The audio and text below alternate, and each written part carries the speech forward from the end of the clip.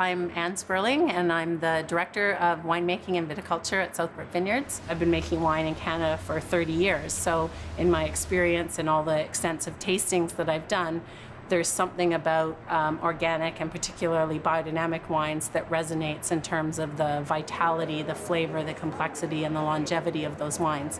What we're planting, what we're growing, and how we manage it, all of that really plays into growing the best grapes possible in the region. For us, the choice to go with organic production and particularly with biodynamic production is that the individuality of the site, in our view, has a better chance to be expressed because we're not bringing things from outside of the farm.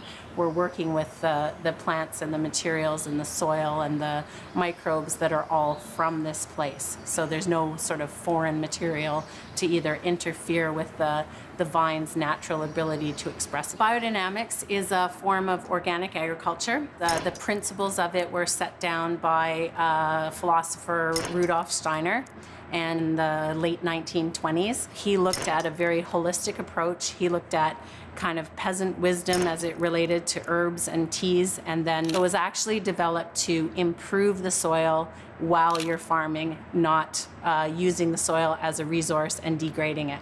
It demands a whole farm concept, so working with animals as well as plants and developing a system of biodiversity on your farm. And it also insists on using the biodynamic preparations, which are the compost preparations. Composting cow manure, so not bulls but cows that feed on grass. And you take the manure, you fill a cow horn with that manure, and you bury it in the earth for the winter season. And in the spring, when you bring it out of the earth, you have this very rich compost that's very energized from the earth. And we use it in homeopathic quantities and put it on the soil. With chemical fertilizers, a lot of that individuality or what the plant knows or how it's responding to where the vineyard sits on the planet in relationship to the sun, a lot of that is lost, and it's being driven by forces that are not plant forces. It's being driven by osmosis and salts that are within the plant. We do see, very physical differences in what's happening in our organic production relative to a conventional one.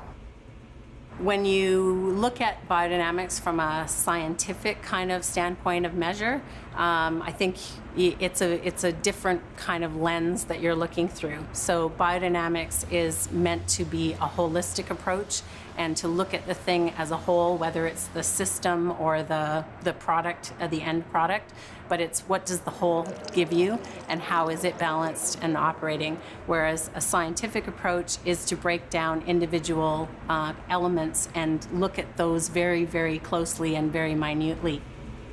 It's long-term thinking, so it's not only the footprint that we have, but it's the footprint that extends beyond. So what's the best thing for the environment, for the region, for our grandchildren in the long run? And that's, a big part of why we do it. But also because we know it makes better wine.